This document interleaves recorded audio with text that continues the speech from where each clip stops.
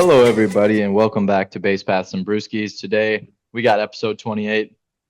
It's kind of our halfway point update. I don't know if we're exactly halfway. I think we're slightly under 81 games played, but we're going to call it a halfway because we kind of fell a bit behind in the series update with the Angels and Padres, kind of a West Coast series. A lot of weird shit going on with the timing of those. I've been busy with moving. It's been a bit of a hectic couple days, especially with the Brewers taking an L3 to start the Padres series. So let's jump into the beer of the pod here. We have the High Noon Tequila Seltzer Strawberry flavor. I think I had a different flavor on the lat a couple episodes ago, maybe like passion fruit or something. Kind of seems like my kind of vibe. I'm a bit of a passion fruity fella here. Uh, anyway, yeah. So let's take a nice sip of this. That's good. Nice and sweet. Let's jump into the team so far. So 44 and 33. So yeah, just shy of the 81 game mark at 77, if my math does me correctly. A 98.3% chance to make the postseason with a 10, almost 11% chance to win the World Series. Off the bat, Dom, what are you thinking about those percentages right there? The World Series one, I don't know how accurate that'll be at this point, but I feel like that odds to make the postseason, on top of the hot start that the Brewers have gotten, the NL Central has been kind of a dumpster fire beneath us. I think we've had a comfortable lead since like mid-May of like at least 5 games over the next closest. So yeah, I mean, I'd put it at good odds to win the division. Mm-hmm. Yeah, I mean, I just don't see many teams as of now in our division that'll be able to make that big of a jump and then maintain it against us. Hmm. Obviously, anything's possible, but I think currently, we'll look at it later in the standings, but currently 5 or 6 games up on the second place team, which at this point I have no clue who that is. If it's Cincinnati or if it's Pittsburgh, could be neither of those teams I just named. Um, but yeah, so 44-33, the record. Um, we have currently had 370 runs scored with 311 runs allowed. Keep those numbers on hand. They'll come in handy later. So that's a bit of the summary on the team so far. Currently 12th of 15th in the NL in attendance, which is kind of crazy considering how good of a team we've been this year. Top four team in the NL for sure. Hmm. Moving on to, let's start with our batting side of things, which kind of has been the surprise of the season, in my opinion, with how successful some of these guys have been. Most of these guys have been really. I mean, you look over at the OPS plus numbers, a lot of guys 100 plus with a couple just shy of 100. Shout out Chris Roller for the negative 100. Don't know how that's possible. But yeah, I mean, a lot of like fantastic offensive seasons so far. And between all of these, what to you has been the biggest impact for the team and what has been the biggest surprise? And do you think that those are the same thing or two different things? To be honest, it might be the same thing for me, and I'd say it's probably Joey Ortiz. I think Mm, he's been a much better hitter than what we thought we were going to get. I mean, I'm trying to find what his OPS. I think his OPS ranks first among NL third basemen, which is it gets me salivating. mm, mm. Um, yeah, I think he's had a huge impact wherever he bats in the lineup, whether it's been top of the lineup against lefties or when he's been towards the bottom. He's always been kind of that steady rock in the lineup. Um, and we kind of, when he went out for that, what, half a week, 4 days or something a couple weeks ago, I think team really missed him. I'm trying to remember who they were playing then. But yeah, that's who Uh, my biggest surprise and biggest impact player has been so far. yeah. Yeah, I agree with you there. I mean, I think definitely he takes the surprise cake for me. Um, I think to me the biggest impact overall has been William Contreras continuing to have excellent play.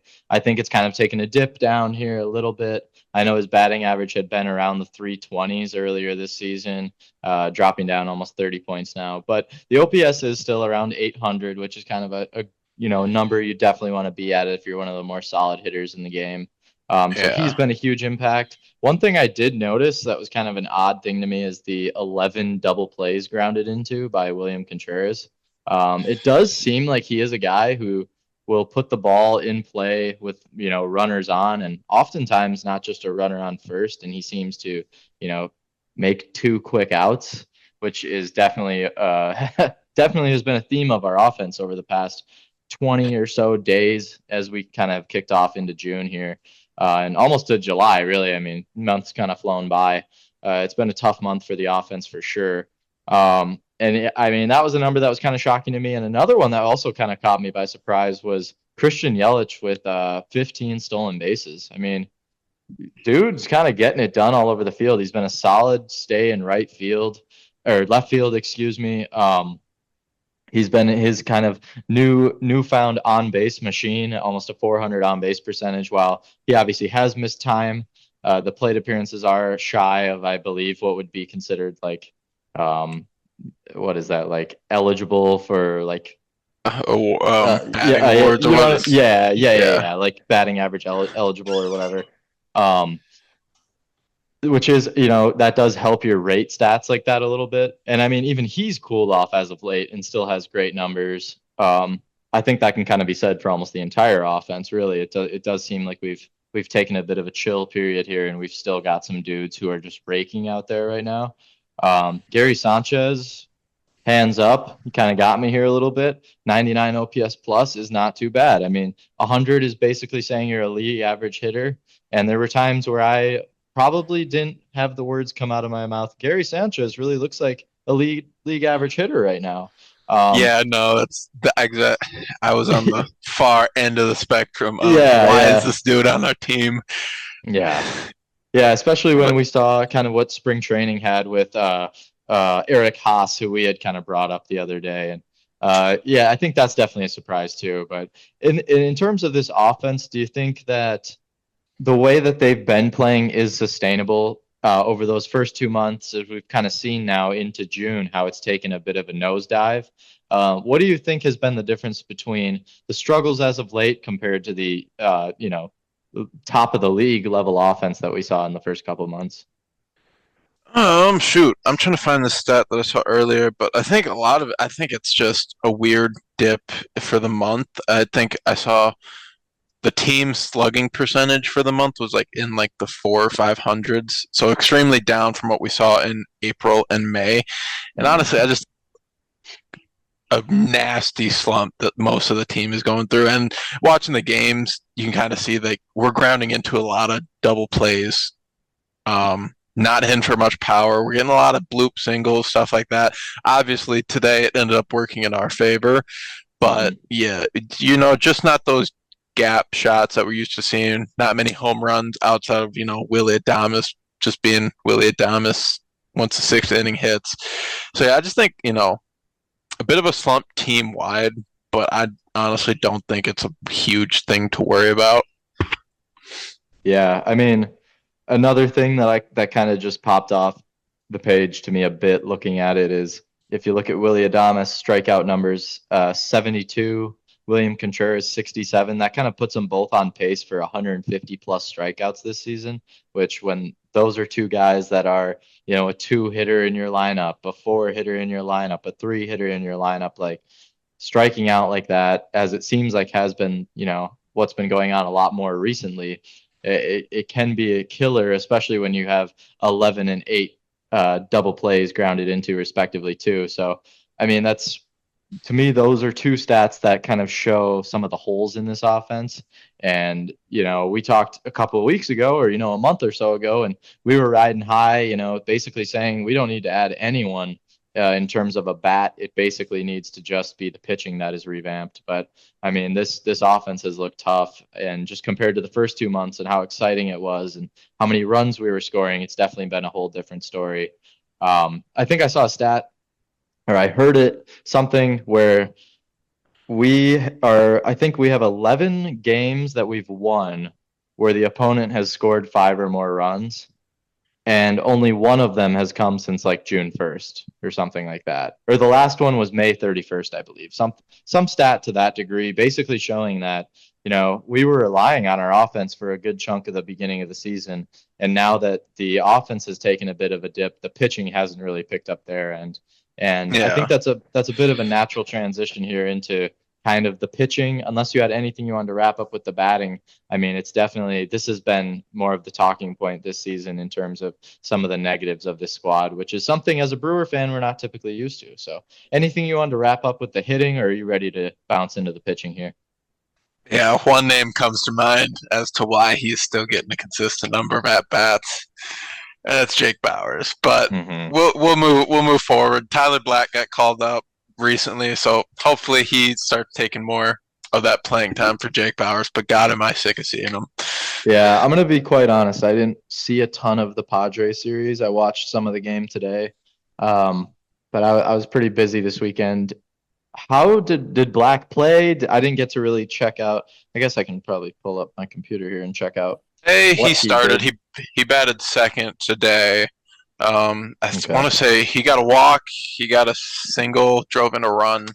Okay. Pull up the Jake Bauers honestly had a decent game today, not which is kind of contradictory to what I'm saying here, but I mean, we've seen it the past 20 or so days. Just watching him at bat, it's either a ball that gets hit extremely hard, or more often than not, he's striking out in 4 or less pitches, and it's Yeah. Yeah. it's extremely unproductive. Yeah. Whereas Yeah. Tyler Black has just been working counts. I mean, I think he struck out first inning today. It was a pretty quick strikeout, but I'm trying to think. Was it yesterday? It was like a 7 pitch or 8 pitch strikeout. Mm-hmm. That's like, yeah, you hate the strikeout, but that's 8 pitches on a pitcher's arm. That's going to add up over the course of a game. Right. But yeah, that's the last thing I had for hitting. Yeah, I mean, I'm kind of looking through Tyler Black's game log here. It looks like through 11 plate appearances, he had 2 hits, 2 walks, so 4 for 11 in terms of on base. Doesn't look like any extra base hits.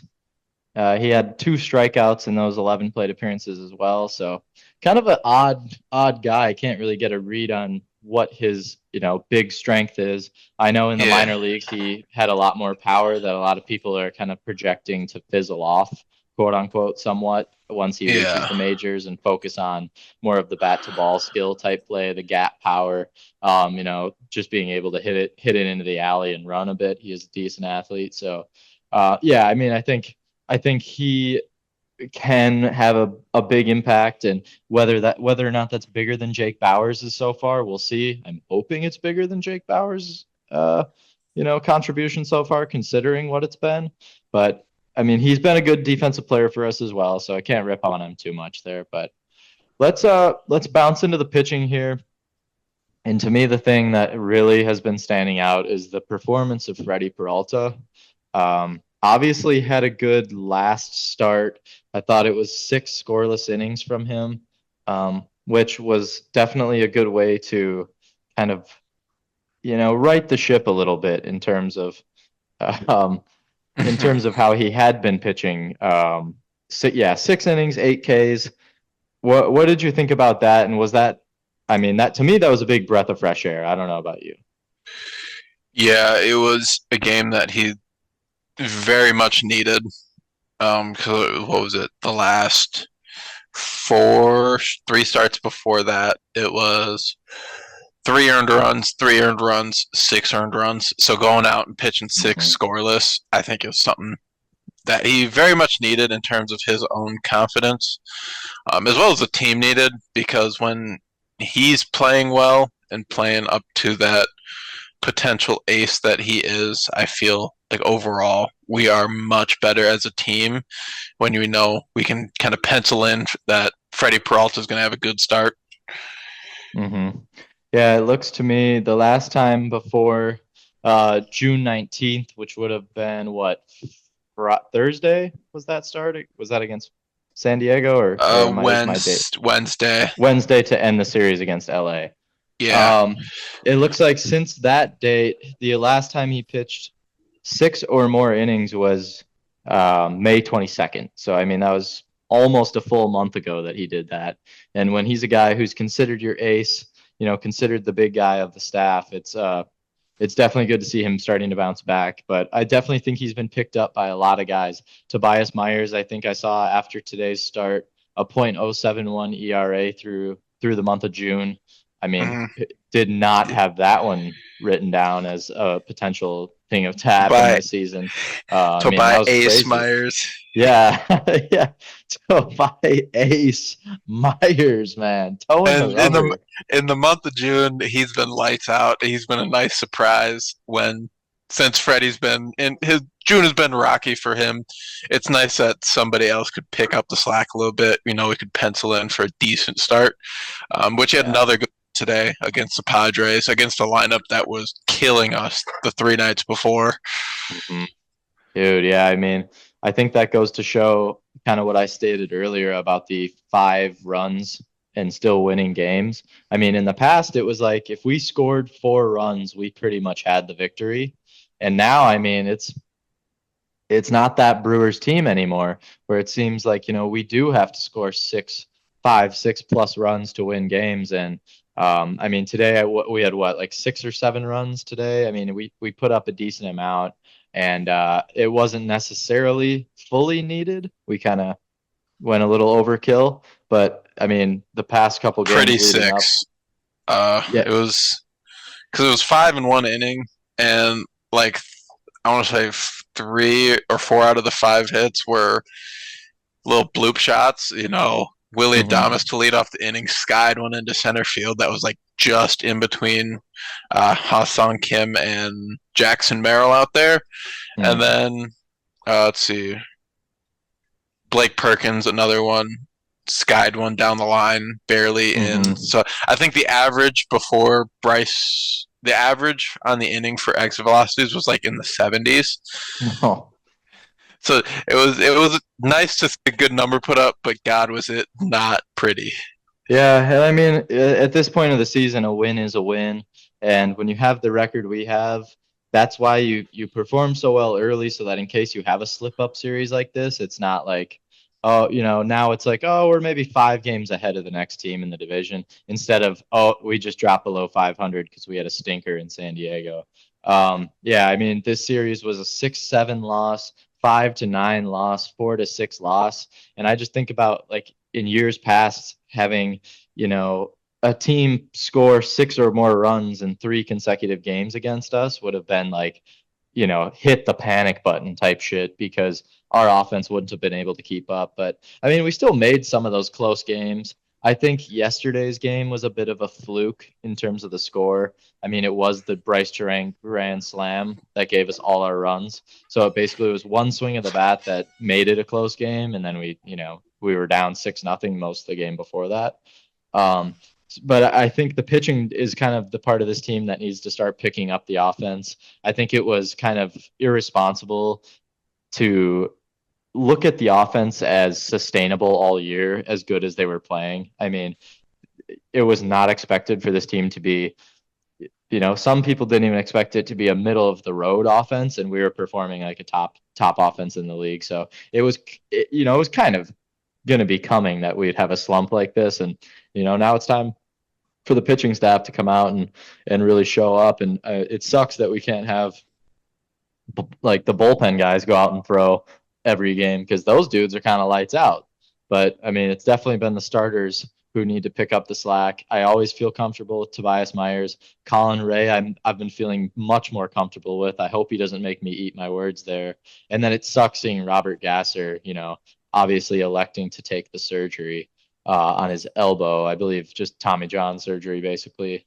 So that was a tough loss. But who do you think we add outside of the organization? What do you think we do to help shore up this like clearly needy starting rotation? Starting rotation, I mean, I think we got to go out and get somebody, whether it be Mhm. trade or free agency. I don't know who that could be. Maybe they pull the trigger and put together a package for somebody like Garrett Crochet. I highly doubt it. Mhm. But yeah, they need some sort of help in that starting rotation. Um, I'm trying to think who else. I've heard Eric Fetty from the White Sox has also been a trade candidate.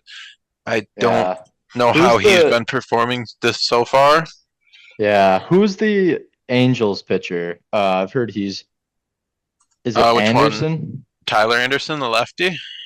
Is that a guy? I thought I heard he was kind of on the trade Eric block Eric somewhat. Fetty's having a decent year this year. He's got a 3.05 ERA, 1.14 WHIP in 16 games, 94 Hmm, innings. So I mean, if that's something in the realm of possibility, that wouldn't be a bad pickup at all. Pitching, I right. mean, Yeah, I don't I'm know who looking would at. send to the White Sox though. I don't know why. Yeah. I mean, we could probably just scam them, honestly. I don't think they really know what's going Yeah, on. So let's they're see. A little article I see here. Among the pitchers I could see Milwaukee pursuing, Eric Fetty, like you mentioned, Cal Quantrill is on the Rockies. I'm sure his numbers aren't great considering he's in Mile High Stadium, but maybe they're yeah. good. And then if they offer up a package, that would cause the Angels to pay down some salary. Tyler Anderson would also be a nice get. I think his contract is an AAV of like 13 million. I saw, so that's Jesus. obviously outside of the park for Milwaukee of what they're typically willing to pay one player outside of maybe Christian Yelich and Churio.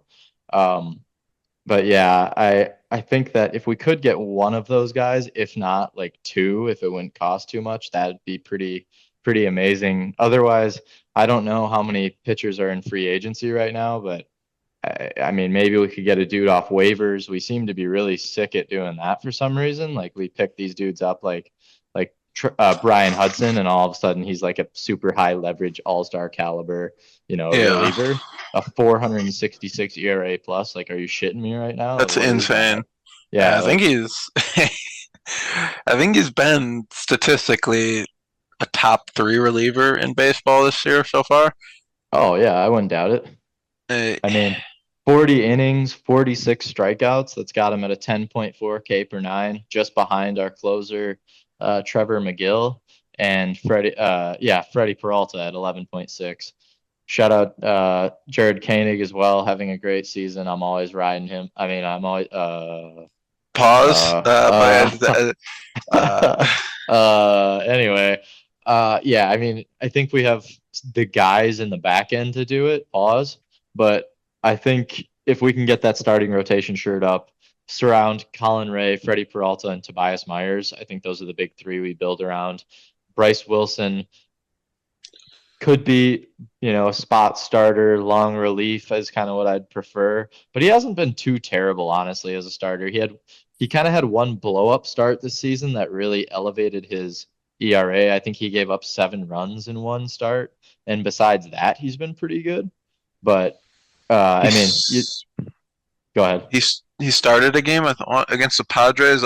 It was such a long series, like a 4 game series. I don't know how many we've had before today or this weekend, but it Not felt like many. this series went on forever. So I don't remember Yeah. what happened on Thursday and It Friday, Yeah, it but looks like he must have started Thursday, 4 2/3. I don't know if yeah, he did start the game.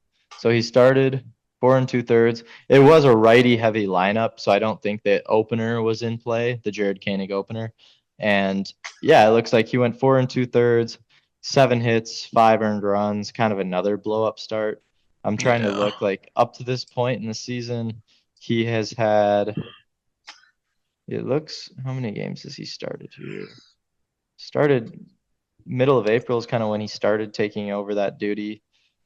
It looks like he's really just had the 1-7 run against Detroit, and now this 5 run against Padres kind of blow up his ERA a bit here. Other than that, he's been pretty solid. But yeah, I mean, I don't know if Carlos Rodriguez is necessarily the answer.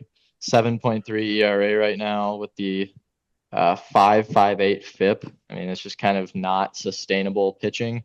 FIP is something I kind of like to look at because it shows you what the pitcher is doing individually without the ball necessarily, being handled by fielders or put in play. It's somewhat of a I don't know if it's necessarily simplified, but kind of like a BABIP where it's telling you whether or not the pitcher's has a good ERA due to skill or whether it's kind of due to some other factors. But anyway, I mean, unless you have more to add on, we can kind of move on from the pitching and talk a little bit more about the bigger scale picture of what's going on this season. yeah. Hobie Milner needs to lock in. Yep. Let Yeah, me see. another key piece who just kind of seems to not be with it this year. Yeah, June so far, his ERA is 11 in the month of Really? June. And obviously that's inflated with him being a reliever and limited innings, Right. but Right. that's extremely high. Yeah, I mean that's tough, and he hasn't been the reliable guy, and that's why they've been turning to, Brian Hudson as a lefty, even Jared Koenig as another lefty to kind of fill up innings there. But I'm really hoping that DL Hall can come out and really start and make some good starts here. Jacob Junis, is he back? Did he start this series? He didn't start the series, but he was activated and active if they need him, I believe. And then Okay. Devin Williams is supposed to be doing his first throwing this Wednesday. Not in game, but just thrown Okay. off the mound for the first time. We might have to So, turn his ass into a starter. Get yeah, him out there throwing can you 6 innings. imagine Devin Williams starting? Man, It'd be disgusting. I don't think it'd work too well, but I mean, it'd be cool to who knows see. how long he could go, but damn, would that be a Yeah. fun 3 innings? I mean, I even think like do something like, I don't know, something different. Like get Abner back up maybe. I know that's kind of a crazy thing to say considering the ups and downs of his season so far, but like Abner or Paredes, have them open, DL Hall follow that. The next day do like a uh what's his name, Koenig open for Wilson or a Junis. Try and get that righty lefty combo in there to really just mess with hitters. Have some dude like Paredes and Abner come in who just got some heat. They got good stuff and can just shove it in there, and then have a starter come out and just kind of mow people down as well. I think that'd be kind of a cool little thing to see going forward with the opener idea. But we'll move on to the standings here. Nice and big if you're watching on YouTube. 44 and 33. Milwaukee is leading the division. St. Louis is in second place at 38 and 37. I think they dropped 2 out of 3 to Miami. Was it earlier this week, maybe? They're still kind of clawing back at 38 and 37. Pittsburgh, 37 and 39, a team that we could potentially see make a push going forward, considering the young pitching that they have and how valuable that is when your pitching is healthy, as we've come to see this year. Chicago 37 and 40 with 7 games back. And Cincinnati, since we kind of smacked them, kind of fell down there to 7.5 games behind us at 36 and 40. Overall, in the wild card, you can see Atlanta has the first wild card spot with St. Louis and San Diego now right behind them, 4.5 games back each. Arizona, Pittsburgh, Washington, Chicago, New York, Cincinnati, and San Francisco all within 3 games of a wild card spot. That's kind of crazy. I mean, a lot of teams going for it in the NL this season, and it's nice to be a division leading team this year for sure. I Yeah. mean, it's a tough race. Yeah. I saw a meme, I think it was today, or it might have been last night after the game, and it was that SpongeBob. Mr. Krabs is choking SpongeBob. You seen that one before? I maybe have, yeah. It's the caption. Mr. Krabs is some random NL team to the Brewers every year. This year being Oh the yeah, yeah, Padres. yeah. That random NL West team. I saw Yeah, that. Yeah. yeah. That's what it felt like this weekend against the Padres. But it's still nice to know that even after dropping 3 out of 4, we are still ahead in the division by Yeah. a fair margin. I mean, 5 games is not an easy deficit to make up. No.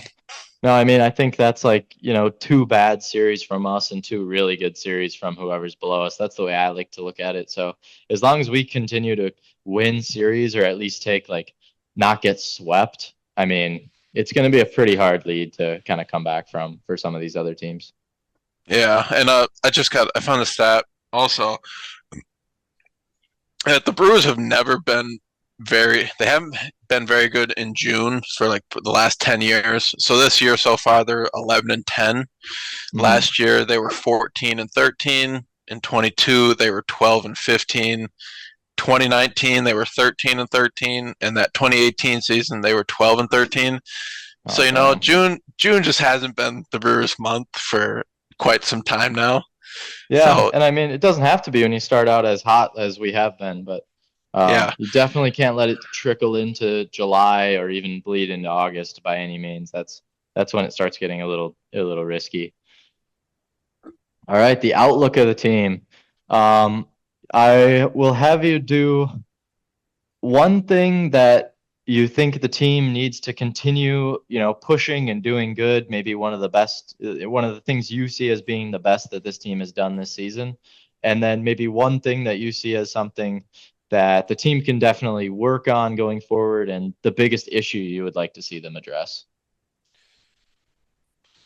Thing they got to keep doing at a high level is I think the bullpen's just got to keep producing for us. I think it's a huge benefit when we know we can toss out almost whoever out of the bullpen and pretty much bet that it'll be a quick inning and that they'll Hmm. put up a zero.